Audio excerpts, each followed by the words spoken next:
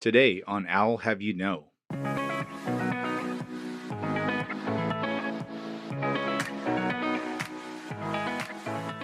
We've been able to try to compete in the market by coming at it in a different direction. Rather than just trying to put out product, we're trying to sell an experience where you really only can get our stuff by coming to us.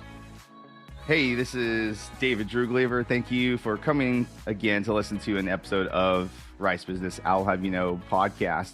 I am on the line here with Alex Porter. So Alex Porter is an entrepreneur, a business owner, and he has a couple of retail operations and breweries, and I will let you, Alex, explain all that fun stuff. So needless to say, I think there's a lot to talk about here, but first and foremost, thank you for coming on Owl Have You Know. Yeah, thank you. Hey, David. I'm class of 18 at the Jones School. We have two locations that are completely related. It's Southern Yankee Beer Company, which is our brewery that we opened in 2018 up on the north end of Houston, just south of Spring. And then we just last year graduated to Restaurant Group by opening a expansion satellite in Montrose, not too far from the Rice campus, actually. There's a lot there. And I first have to ask, I always like to understand people's inspiration. So the Southern Yankee Beer Company, which is your first shop to open, is that something that you ideated in school, or is that something that started before then? Yeah, it actually started back in 2015 when my dad and I were like, "Hey, it'd be cool. Let's open a brewery." Not really knowing what we were getting into, but we recruited my sister to be the brewer. She spent a few years learning, going to school, doing some internships. Worked at Carbach and Platypus here before we got going in 2018. Um, but I went to Rice really specifically so I could learn how to actually administer the business. That worked out pretty well. That said, I think sometimes in finance class you don't understand when you're making these financial models. You're like, well, it's just a model. One of the things that we didn't do particularly well is some of the risk analysis on my model. My cost was like right on point, but man, the revenue projections were super rosy. It took a lot longer to get there than I would have expected. But like all the training at Rice has just been invaluable. I'm our accountant, strategist. I wear a lot of hats. I'm sure as you talk to anybody doing the entrepreneurship game, you got a whole stack of hats you got to wear really every day, every week. So your dad wanted to open a brewery. So is this something that essentially runs in the family now? Yeah. We started homebrewing as a kind of a family hobby when I was like 10. I was always helping out and getting to taste things early on. And, um, it just kind of morphed into like, hey, maybe we could get into this business. And fortunately, unfortunately, there's been kind of a craft beer renaissance in the States. That one of the challenges we've found is that the barriers to entry are pretty low. And so we're constantly having to hustle to keep our name in conversation because there's so much competition now. There's like 60, 70 breweries around Houston now. 10 years ago, I think there was three, four. It's been an exercise in hustling and active marketing.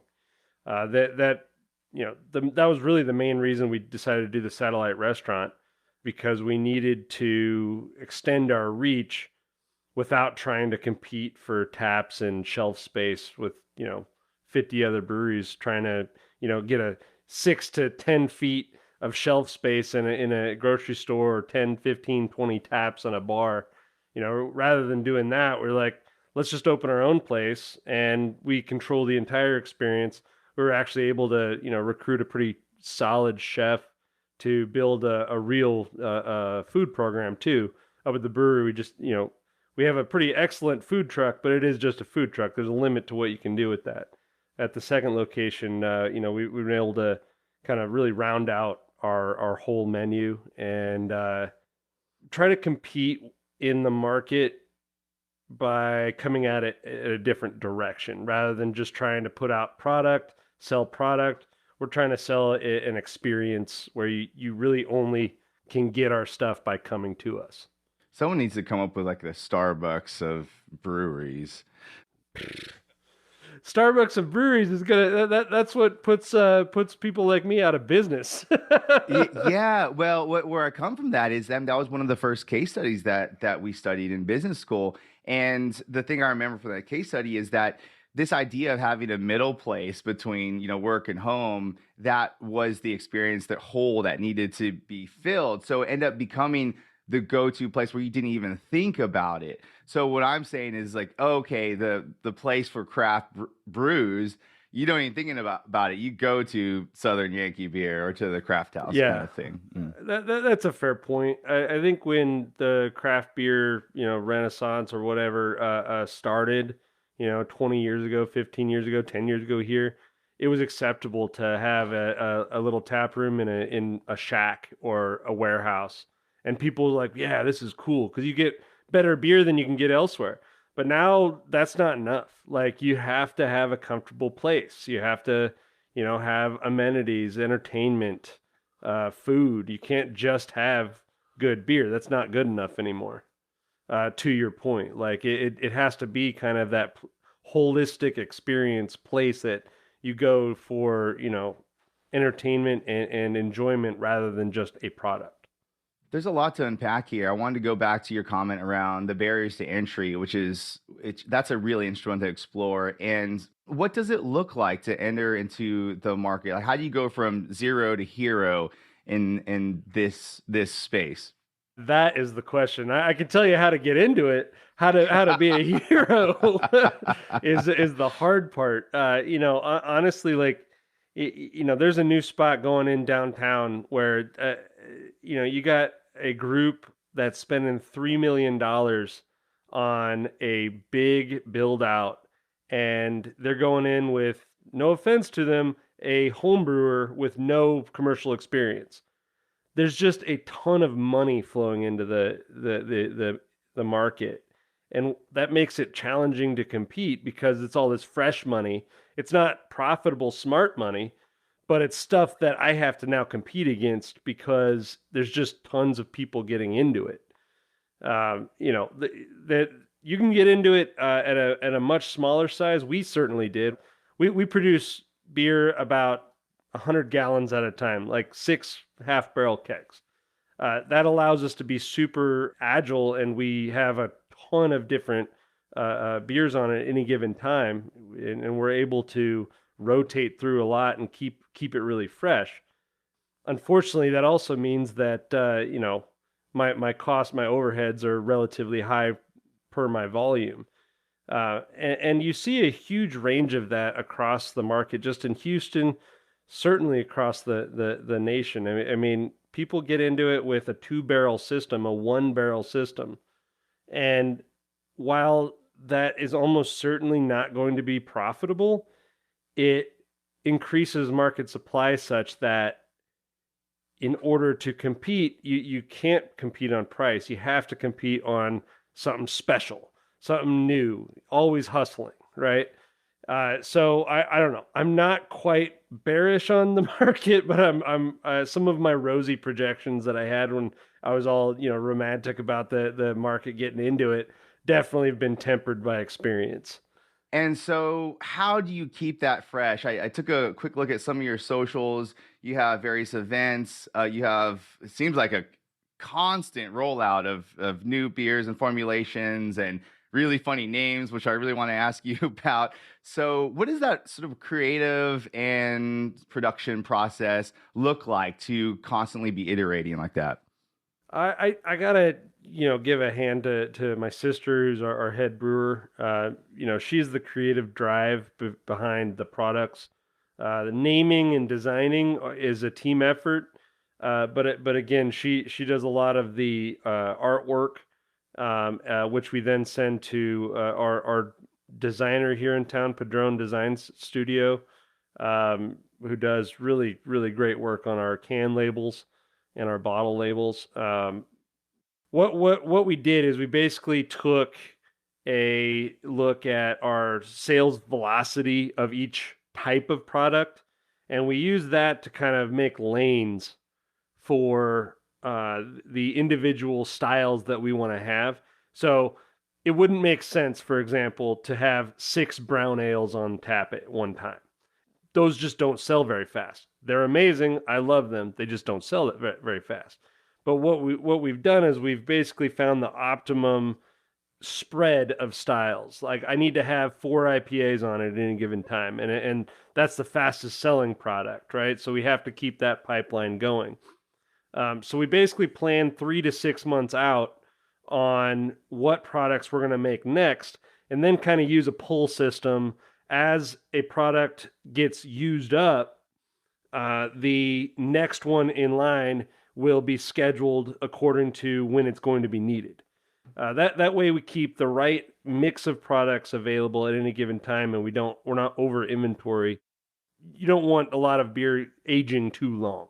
Some beers you want to age a little bit, but for the most part, beer is best fresh. So we try to stay real efficient with our production. That's gotten a lot easier actually with the second location because our throughput is just, it's a lot closer to kind of an optimum capacity. We're running, you know, any given week, we're probably 60 to 80% capacity in our brew house. I'd like to get up to 100%, but then, you run into some other issues of trying to keep your stuff in inventory. It's only increased in pace now that we have the second location to pull volume. But that's a good problem to have.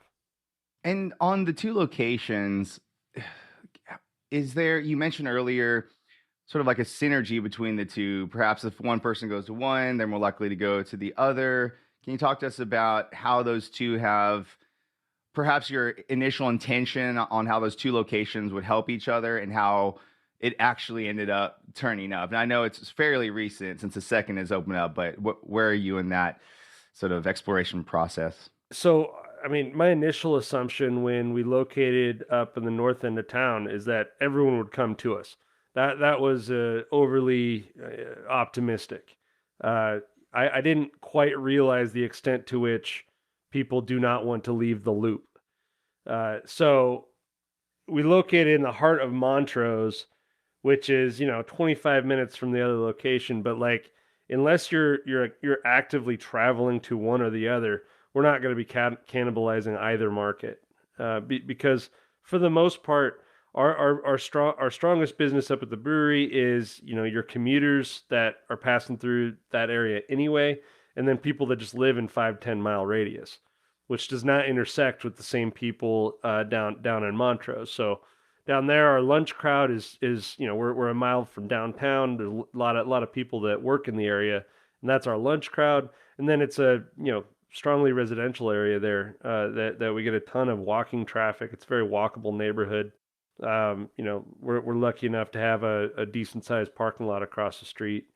So I don't know if that answered your question, but we're really trying to grab a whole nother chunk of people rather than extending our existing people. Absolutely. That crystallized in my mind what that relationship looks like. And I want to go back to risk. So you had seems like a lot to say about the risk part. And as I was noodling on the next question in my head, I wanted to ask, of course, if you're in the retail space, how COVID has impacted you. But let me zoom. It's almost too cliche to ask. So let me zoom out and just say, from a risk perspective, going all the way back to 2015, and then your experience in school in 2018, and standing up the company, having these new realizations in terms of, and I just list them out here because you said them: competition, of course, barriers to entry, inventory challenges, and then what I wrote down as a product experience mix, how to optimize that. And obviously the list goes on and on and on, and the financials and the back office stuff. So from your perspective, help us understand from your initial view what you thought some of the primary risks would be. And then going forward, how did that sort of risk calculus start to change and fluctuate? And where do you land now in terms of the pecking order, if you will, of risk to growing your business? So I did not do a risk analysis before opening this. I was just like, look, build it and they will come. And unfortunately, we were just overly optimistic on that. uh, you throw COVID in. I mean, COVID hit us 15 months into being open. We were just starting to hit our our growth curve, and then boom, it just talk about an idiosyncratic risk. I mean, I don't even know what to think of as risk versus just the new normal. That it's not a risk of people not coming in as much as they used to. They just don't. And so we've had to adjust our business model to be more reactive to actual circumstances at any given time rather than assuming something is going to happen in, usually we would expect March to be a bigger month than February. Uh, However, I'm not going to staff up for that until I see it. And what that means right now, and you probably see that around restaurants all over the place, is that for two reasons.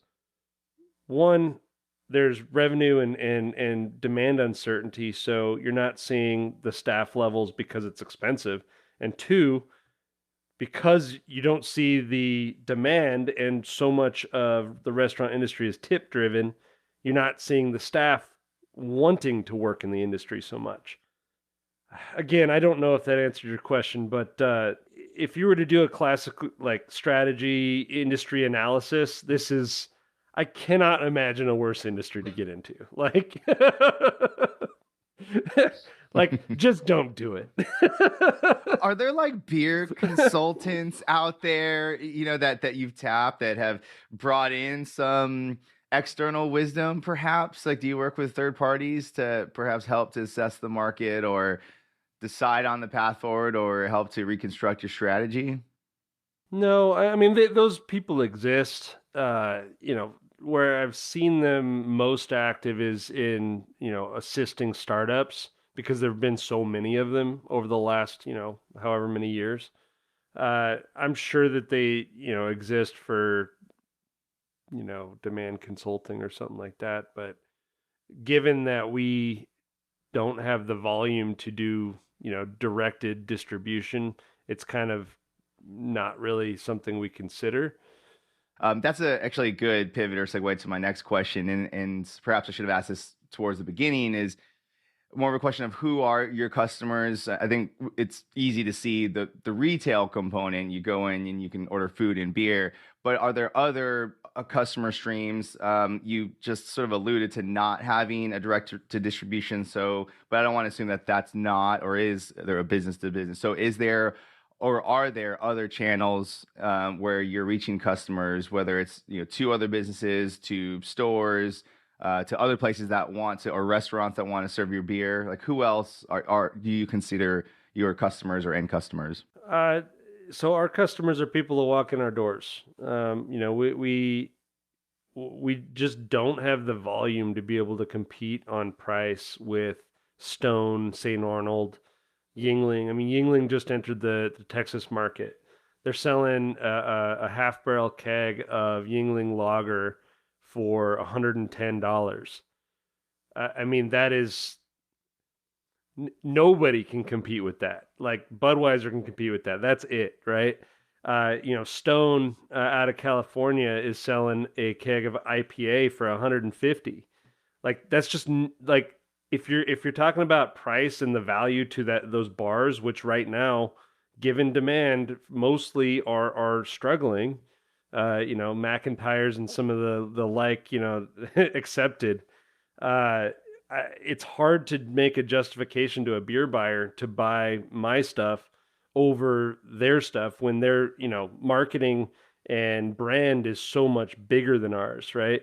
So again, I go back to why we opened our own second location is because it's a dedicated outlet for our volume where I don't necessarily need to sell the beer brand as much. I can focus on selling the experience, the food, the spot, and then the fact that all of that is great and the beer is great all works together holistically to make a successful experience. I hope. We'll see. We're still starting up, so I mean, so far the reactions have been great. Our reviews are pretty solid. I just can't complain about our people. Like we run real lean. They work really hard. If I was to try to answer your question holistically, we cannot compete with the big beer guys. We just can't. And so I'm not going to. We're going to compete in the local restaurant market, which we can compete in. Okay, I have two questions, and perhaps we can land the ship. One more looking backwards and one more looking forwards. So I have to ask, and I think it's so exciting and interesting to talk to entrepreneurs because you learn so much and they take on so much more risk than, say, someone who has a steady W-2, and there's nothing wrong with that. And it's just different types of stories. So looking backwards and go back however long a time horizon you want to, what's the one thing that you wish you had done differently in regards to growing your business? I would have located inside the loop. Like, boom. That's like, that is the number one thing that we should have done. That was just a failure of geographic analysis. So that's the first thing. And really the only thing I would change. Everything else, like honestly, like our products are great. Our experience is great. It's just it's just not a great geography up in the north end of town. Montrose is a lot different. So maybe it turns out over the next over the coming years. Hopefully it turns out well. Okay, and then looking forward, just pull out the magic wand in your pocket there. And obviously, if you're running a business, you're very likely looking to grow the business. If it's not growing, it's dying. I'm pretty sure that philosophy is out there and people ascribe to that. So I have to ask, what does that magic wand's future state look like, call it 5 years from now? Is it a nationwide expansion? Is it multiple locations? Is it just making the current locations out much more profitable? What does the Magic Wand's future state look like for you? Yeah, Magic Wand strategy is, we launch off this second location, and that volume drives the build hub and spoke model of a central brewery and multiple satellite restaurants with that, higher profit mixed beverage permit, doing a full bar, having the beer, having the food, but all serviced from that single brewery where we're like really maxing out capacity and being as efficient as possible. Wow, I love that. That's the dream. That's exciting. Yeah, that's the dream. That's beautiful. I love that you have that vision. So. And then the last one, just for fun, I don't have the list of the funny names. I actually know. Okay, the one off the top of my head I thought that stood out to me, one of the funny beer names, and I'm not going to see the B word, so it rhymes with fuzzy plastered. So I just loved that one. It just popped out to me. Yeah, the label's pretty fantastic too, with the chubby guy in a pink shirt and a tutu. I honestly don't remember how we got that. But, it's a cream ale. It is super good. It's super clean. It's super simple. And we just wanted something, funny and cheeky to be on the label for it. Love it. I think the creative element says a lot about the ethos of the company and what you're getting. So, Alex, hey, this has been awesome. And thank you, everyone, for tuning in. So if folks want to either learn more, experience more, or otherwise connect with you, what are some of the recommended modalities to dive in a little deeper? Facebook, Instagram, our website, or best ever just come out. Like I got 2 locations in Houston, one about 5 minutes from the Rice campus. So if you're around, come on down. All right, well, there's the call to action. If you're listening, then connect with Alex. We'll put the links on the show notes, I'm sure, and pay him a visit, and hopefully you'll be hosting another event soon, so I can come down. I know the reunion's coming up here in a couple months, so I already have a reason to come down and say hey and check out your places, so everyone else do the same. So Alex, any final pearls of wisdom to send out to the Rice business community and beyond before we adjourn? I don't think I have any wisdom to give. Well, you already have. So thank you for sharing your story with us. It's it's quite exciting to see that trajectory. So I can't wait for everyone to check this out, and take care. Thanks, David. This has been I'll Have You Know. Thanks for listening. You can find links and more information about our guests, hosts, and announcements on our website, business.rice.edu. Please subscribe to this podcast wherever you find your favorite podcasts, and leave us a comment while you're at it and let us know what you think. I'll Have You Know is a production of Rice Business and is sponsored by the Rice Business Alumni Board. The hosts of I'll Have You Know are myself, Christine Dobbin, and David Droogleever.